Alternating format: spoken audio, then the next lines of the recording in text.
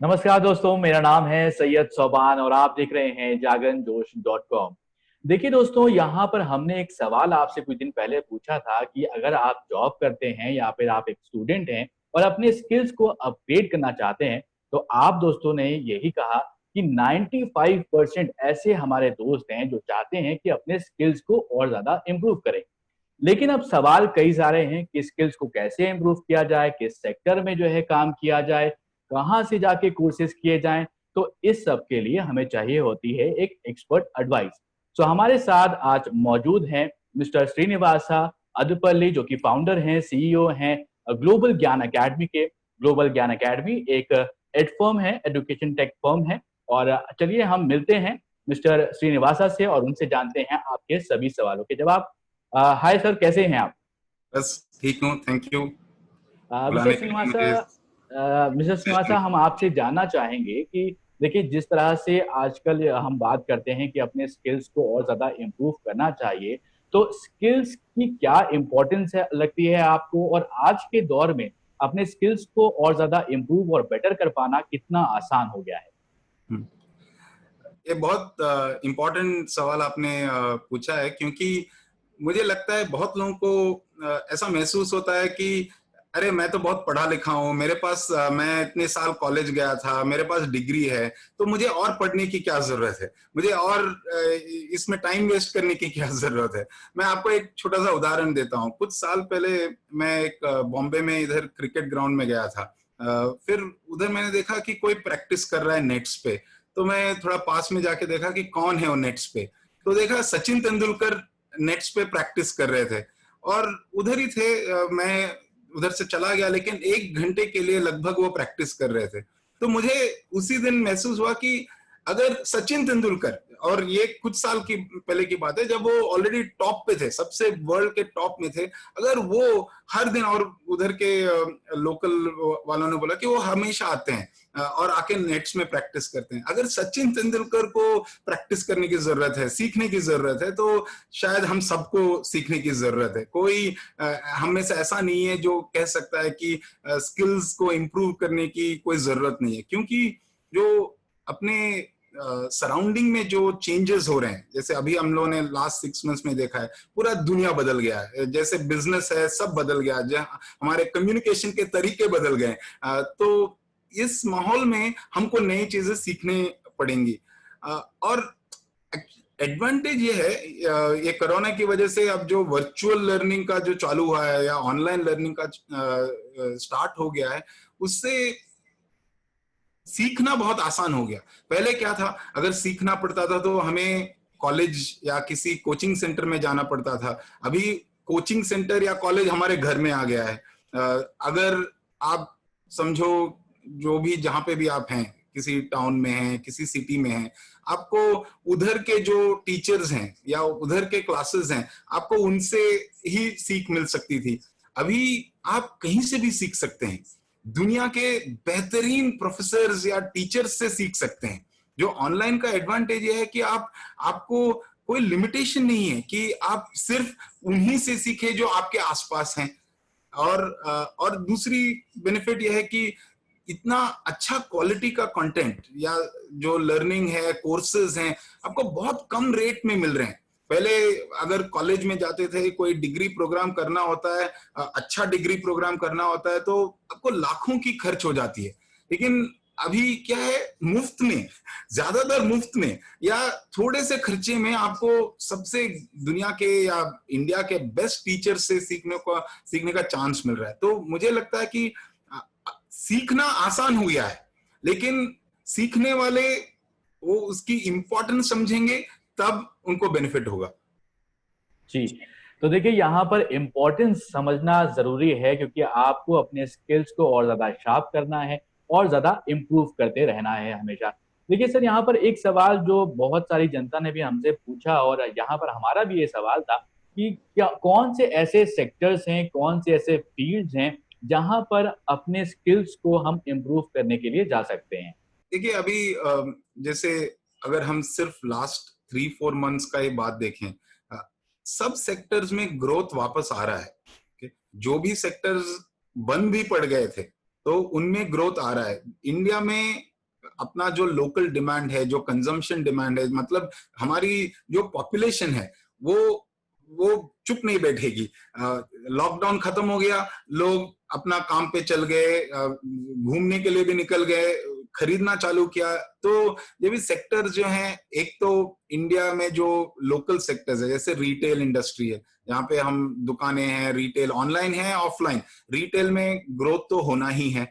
Second sector जहाँ पे बहुत अच्छा ग्रोथ दिख रहा है आजकल, क्योंकि लोगों को महसूस हो रहा है कि हमें हेल्दी बनना है, तो फार्मास्यूटिकल्स और हेल्थ केयर सेक्टर्स में बहुत ज्यादा ग्रोथ है। क्यों दोनों मेडिसिन के लिए भी डिमांड है और वेलनेस, जो आपने प्रोएक्टिवली हम अपने आप को हेल्दी रखें, उसके लिए भी हेल्थ केयर में बहुत डिमांड होने वाला है। और एक्चुअली ये सेक्टर्स हैं जो जैसे हेल्थ केयर है, उसमें टैलेंट की बहुत कमी है।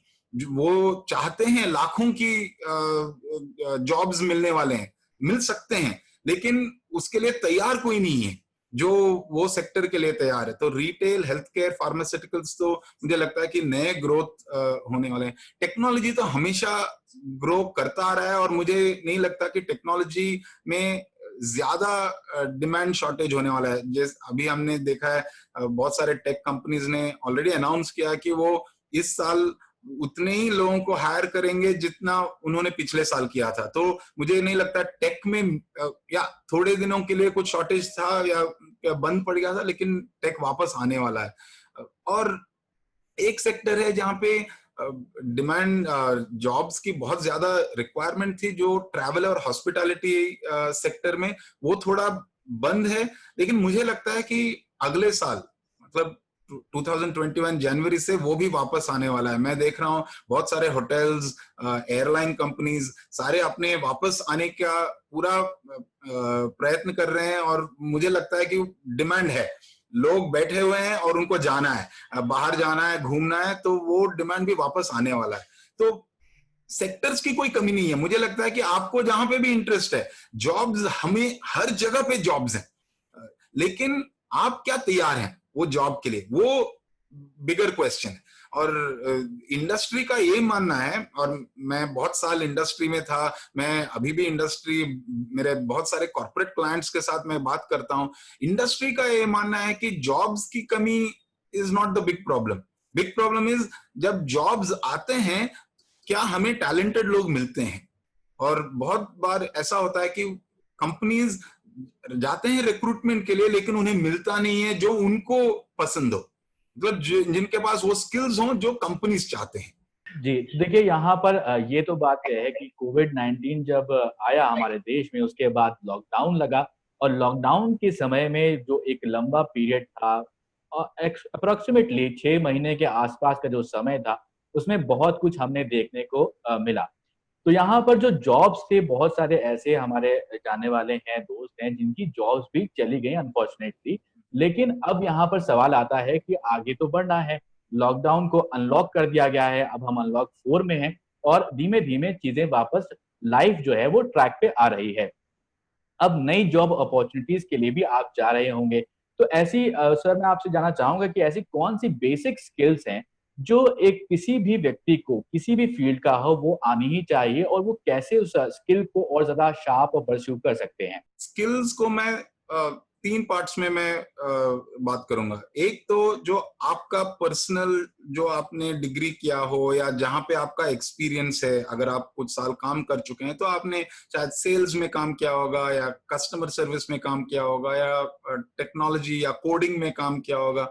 जो भी आपका फील्ड है जो आपने चुना हुआ है, या अकाउंट्स में आपने क्या कॉमर्स या अकाउंट्स में पढ़ाई की हो, तो वो फील्ड का जो भी थोड़ा, जो लेटेस्ट वो फील्ड में हो रहे हैं, आपको तो सीखना ही है। अगर आप प्रोजेक्ट मैनेजमेंट में है, सिविल में है, रियल एस्टेट में है, तो आपको जो लेटेस्ट टेक्नोलॉजी है या प्रोजेक्ट मैनेजमेंट में क्या बातें चल रही हैं, वो तो आपको शार्प करना ही पड़ेगा। तो वो, लेकिन आपको शायद लगता होगा कि हाँ, ये मैं कर चुका हूं क्योंकि मैंने ऑलरेडी कॉलेज में सीखा है या एक्सपीरियंस से सीखा है।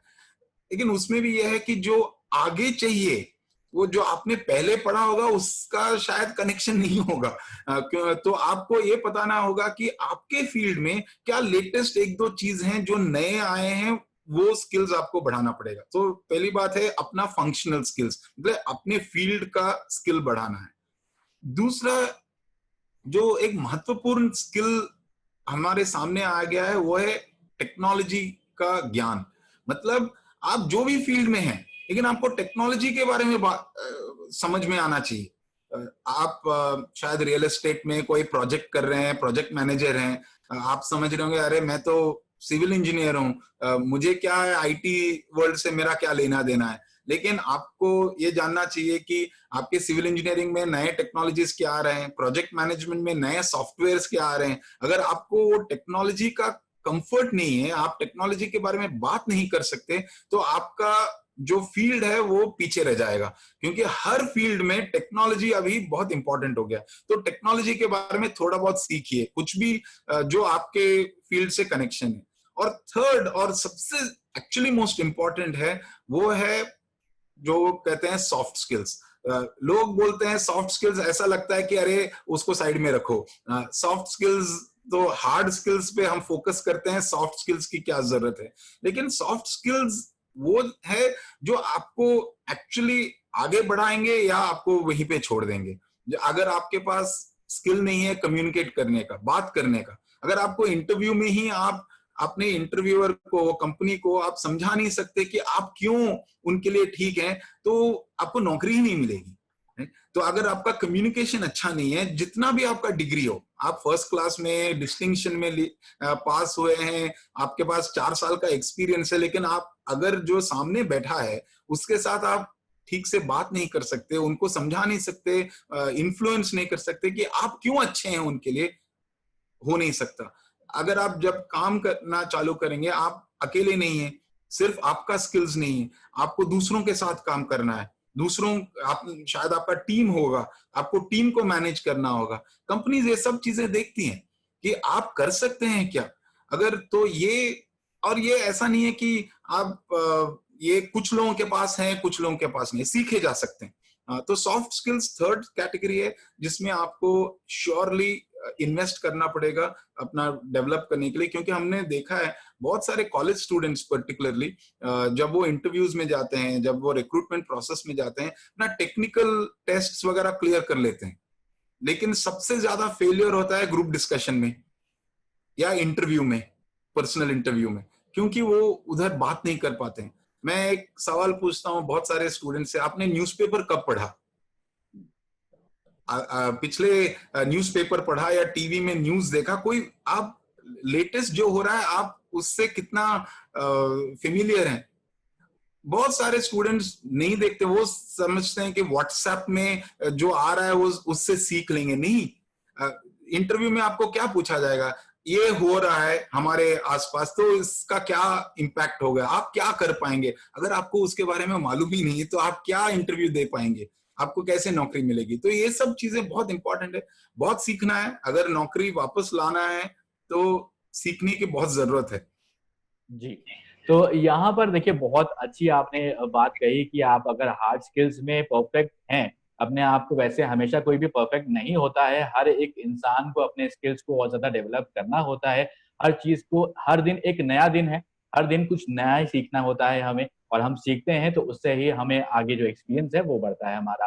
तो देखिए यहाँ पर हमने बहुत सारे अपने दर्शकों से सवाल भी पूछने के लिए कहा था कि अगर आपके मन में कोई सवाल आते हैं और आप अपने स्किल्स को और ज्यादा इम्प्रूव करना चाहते हैं, तो कुछ सवाल यहाँ पर हम ले रहे हैं और उन सवालों के जवाब हम मिस्टर श्रीनिवासा से लेंगे। तो देखिए एक सवाल है अनुराग सिंह का। उनका कहना है कि आप हमें इस स्किल्स, हमें ऐसे कौशल के बारे में बताइए जो हम लोग पढ़ाई के दौरान साथ साथ कर सकें। तो मिस्टर श्रीनिवासा, आप इस पर क्या कहेंगे? ये ऑनलाइन लर्निंग, वर्चुअल लर्निंग का अभी ये सबसे ज्यादा बेनिफिट है कि आप जो पढ़ाई कर रहे हैं, कॉलेज में कर रहे हैं, उसके साथ साथ कर सकते हैं, आपको कहीं और जाने की जरूरत नहीं है। तो दो तरीके के कोर्सेज हैं, मैं जो मैंने बताया, आप तो अपना फाउंडेशन फील्ड का तो अपने कॉलेज में पढ़ाई कर ही रहे हैं। तो अगर आपको और सीखना है तो एक तो कुछ आप टेक्नोलॉजी के कोई भी कोर्सेज ले लीजिए। जो कोडिंग के कोर्सेज है, अगर आप आईटी फील्ड में हैं तो कुछ स्पेशलाइज कोडिंग के कोर्सेज ले सकते हैं। लेकिन अगर आप आईटी के फील्ड में नहीं हैं, आप कुछ और फील्ड में आपका इंटरेस्ट है, आपको नौकरी चाहिए, फिर भी आप कुछ टेक्नोलॉजी के बारे में कोर्स एक दो तो आपको करना अच्छा रहेगा, क्योंकि जब बात होगी कि क्या हो रहा है, टेक्नोलॉजी का क्या असर होने वाला है अपने दुनिया पे, अपने लाइफ पे, आप बात कर पाएंगे। तो टेक्नोलॉजी के एक दो कोर्सेज जहां से आपको फेमिलियरिटी मिलेगी। आपको ये कोर्सेज ऑनलाइन बहुत सारे प्लेटफॉर्म्स हैं, जैसे कोर्सेरा है, या उडमी, या इंडिया में भी बहुत सारे प्लेटफॉर्म्स हैं जैसे अनअकैडमी। तो इनमें से आपको फ्री में भी मिल सकते हैं, या अगर आप कुछ इन्वेस्ट करेंगे तो आपको मिल जाएंगे। दूसरा जो मैंने बताया कि जॉब रेडीनेस के लिए, प्रिपेयर होने के लिए, जॉब के लिए एक्स्ट्रा कोर्सेज की जरूरत है, जैसे पर्टिकुलरली सॉफ्ट स्किल्स में। बहुत लोग समझते हैं कि अगर मैं ग्रेजुएट डिग्री में हूं तो चलो मैं एक एमबीए कर लेता हूं। बहुत क्यों एमबीए कर रहा हूँ सोचते नहीं है, बस एमबीए कर लेता हूँ, आगे कुछ एक डिग्री और एक ले लेता हूँ, उससे कुछ फायदा नहीं होगा। अगर आपको एमबीए करना है, मतलब सच में आपको उसमें चाह होनी चाहिए कि मुझे मैनेजमेंट करना है, तो आप एमबीए कीजिए। मैं किसी को मना नहीं कर रहा हूँ, आप एमबीए जरूर कीजिए, लेकिन अगर आपको उसमें इंटरेस्ट है तो। अगर आप इंजीनियरिंग कर रहे हैं या बीकॉम कर रहे हैं, ऐसा नहीं है कि हर एक को एमबीए करने की जरूरत है। आप जैसे हमने एक कोर्स लॉन्च किया एक इंडस्ट्री के साथ, सीआईआई जो इंडिया की सबसे टॉप इंडस्ट्री बॉडी है, तो सीआईआई ने लॉन्च किया एक प्रोग्राम, सीआईआई स्मार्ट मैनेजर। तो वो एक प्रोग्राम है जहाँ पे आपको पूरे सॉफ्ट स्किल्स सिखाए जाते हैं जो रिक्रूटर्स को चाहिए। तो ऐसे भी कोर्सेज हैं जो ज्यादा महंगे नहीं है, लेकिन आपको सर्टिफिकेट मिलेगा। तो एक तो आपको देखना चाहिए कि वो सिर्फ आप सीखने के लिए कर रहे हैं या सर्टिफिकेशन के लिए कर रहे हैं। अगर आप सर्टिफिकेशन के लिए कर रहे हैं तो आप को ये देखना पड़ेगा कि सर्टिफिकेशन कहाँ से आ रहा है, वो सर्टिफिकेशन का रिकॉग्निशन है क्या। आप जब अपने रेज्यूमे भेजेंगे, सीवी भेजेंगे किसी को, अगर आपने डाला कि मैंने ये कोर्स किया, तो वो जो देख रहा है वो पहचान पाएगा क्या कि आपने कहाँ से किया है। तो अगर वो सर्टिफिकेट की पहचान है तो फिर आपको जॉब में हेल्प करेगा। लेकिन हमेशा सर्टिफिकेट के लिए नहीं करना चाहिए, कभी कभी सिर्फ सीखने के लिए भी करना चाहिए। तो दोनों आप देख सकते हैं। बिल्कुल, देखिए अपने खुद को और ज़्यादा इम्प्रूव करने के लिए, अपने सीखने के लिए करना चाहिए। बहुत अच्छी बात कही सर आपने यहाँ पर कि सिर्फ सर्टिफिकेट के लिए पढ़ाई ना करें, अपनी लर्निंग के लिए करें, अपने ज्ञान के लिए करें। तो बहुत सारे सवाल जो थे यहाँ पर, कोडिंग से लोगों ने पूछा था कि कोडिंग में कौन से कोर्स कर सकते हैं, डिजिटल मार्केटिंग में कौन से ऐसे कोर्सेज हैं जो करे जा सकते हैं, या फिर वेब डेवलपमेंट में करे जा सकते हैं। तो अगर आप सर कुछ स्पेशलाइजेशन कुछ बताना चाहें यहाँ पर हमारे दर्शकों को, तो उनको काफ़ी हेल्प मिलेगी इससे। कोडिंग में आजकल अगर आप कॉलेज में हैं, पर्टिकुलरली अगर आप फिर कॉलेज में हैं या अभी आपका ग्रेजुएशन हुआ है, मुझे नहीं लगता कि आप बहुत सारे एडवांस कोर्सेज करके अभी कोई फायदा है। क्योंकि वो जब तक आपको उसमें काम मिलेगा, एंट्री लेवल में कोई आपको आर्टिफिशियल इंटेलिजेंस डेवलप करने का चांस मिलेगा बहुत कम है। मैं नहीं कह रहा कि आपको जॉब नहीं मिल सकता, लेकिन सबसे ज्यादा जॉब मिलेगा बेसिक कोडिंग में। जो अगर आप पाइथन सीख रहे हैं या जावा सीख रहे हैं, वो जो भी आप सीख रहे हैं, लेकिन बहुत अच्छा सीखें।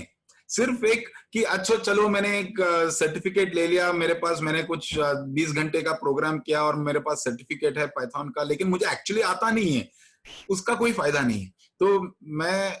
तो मैं सजेस्ट करूंगा कि आप कोई एक एरिया में लीजिए। डिजिटल अगर कोडिंग लेना है या डिजिटल मार्केटिंग लेना है, डिजिटल मार्केटिंग लेना है तो आपको सबसे पहले कोई आपको मार्केटिंग स्ट्रेटेजी का कोई जॉब नहीं देगा।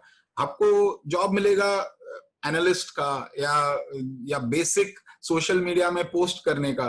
तो आप बेसिक चीजें सीखिए, ज्यादा ज्यादा पैसा इन्वेस्ट मत कीजिए।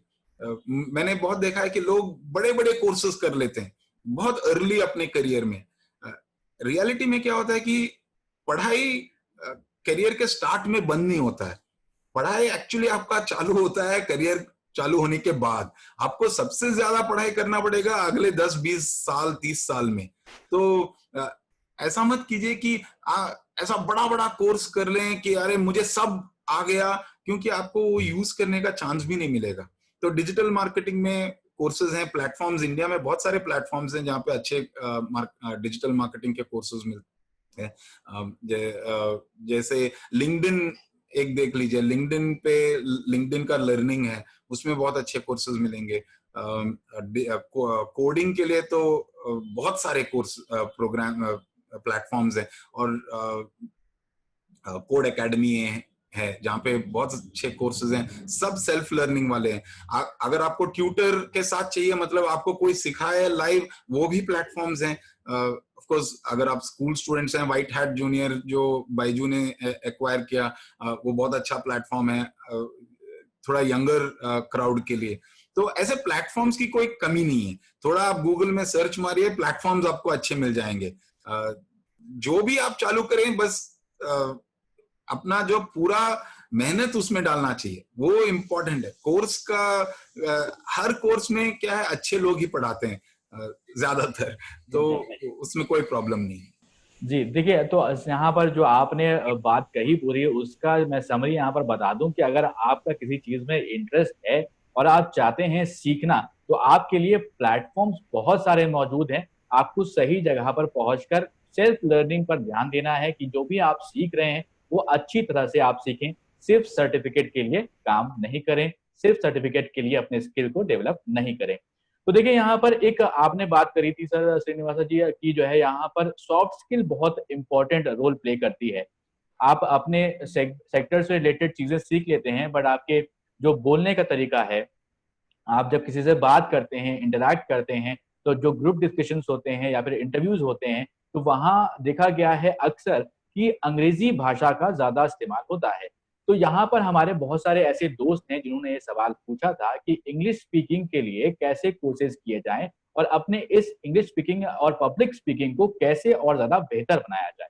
इंग्लिश स्पीकिंग तो जरूरी है, और इंग्लिश स्पीकिंग के कोर्सेज हैं जो, जैसे मैंने एक अच्छा कोर्स देखा स्टूडेंट्स के लिए देखा है, डिफरेंट एजेस के, जो ब्रिटिश काउंसिल रन करता है, और कई और कोर्सेज हैं। अगर आप इंग्लिश स्पीकिंग कोर्स करके आप सर्च करेंगे तो बहुत अच्छे कोर्सेज मिल जाएंगे, हर प्लेटफॉर्म पे मिल जाएंगे आपको। तो इंग्लिश स्पीकिंग थोड़ा इम्प्रूव करना ही चाहिए, क्योंकि जो जो कॉर्पोरेट वर्ल्ड है, जो बिजनेस का लैंग्वेज है, अभी ज्यादातर इंग्लिश ही हो गया है। क्योंकि पूरे देश में या विदेश में अगर आपको क्लाइंट्स के साथ, कस्टमर्स के साथ बात करना है या मार्केटिंग करना है, तो इंग्लिश एक कॉमन लैंग्वेज हो गया, तो इंग्लिश तो सीखना ही पड़ेगा। लेकिन इंग्लिश सिर्फ इंग्लिश का इशू नहीं है, आपको सबसे पहले सीखना होगा कि जो आपने बताया कि कम्युनिकेशन स्किल, जो जो बिजनेस कम्युनिकेशन स्किल, वो इम्पोर्टेंट है। क्योंकि मैंने देखा है कि बहुत लोग हैं जो अंग्रेजी अच्छा जानते हैं, लेकिन कैसे बोलना चाहिए, जो कॉन्टेक्स्ट या सिचुएशन के हिसाब से क्या बोलना चाहिए, वो उनको सीखना जानते नहीं है। कॉलेज स्टूडेंट्स में मैंने बहुत बार देखा है, कॉलेज, अगर आप कॉलेज में हैं, मतलब आपने इंग्लिश तो सीखा ही होगा, नहीं तो आप कॉलेज में आपका डिग्री तो खत्म नहीं होगा, इंग्लिश तो आप जानते हैं। लेकिन जब आप एक क्वेश्चन पूछते हैं तो वो बोल नहीं पाते, क्योंकि सिर्फ ये बोलने की चीज नहीं है, ये दिमाग की चीज है। मतलब मुझे क्या मालूम है उसके बारे में। तो जो पब्लिक स्पीकिंग के कोर्सेज हैं या बिजनेस कम्युनिकेशन के कोर्सेज हैं, वो आपको ये भी सिखाएंगे कि ना कि सिर्फ कैसे अच्छे बोले, लेकिन अच्छी चीज बोले, जो जो जो सुनने वाले को लगेगा कि हाँ, इसमें दम है, इसको समझ में आ गया कि इश्यू क्या है। तो जैसे मैं भी एक्चुअली एक पढ़ाता हूँ कोर्स प्रेजेंटेशन स्किल्स के ऊपर, बहुत लेवल्स के लिए, मैं जूनियर एम्प्लॉयज से लेके बहुत सीनियर लीडर्स के लिए हम सिखाते हैं।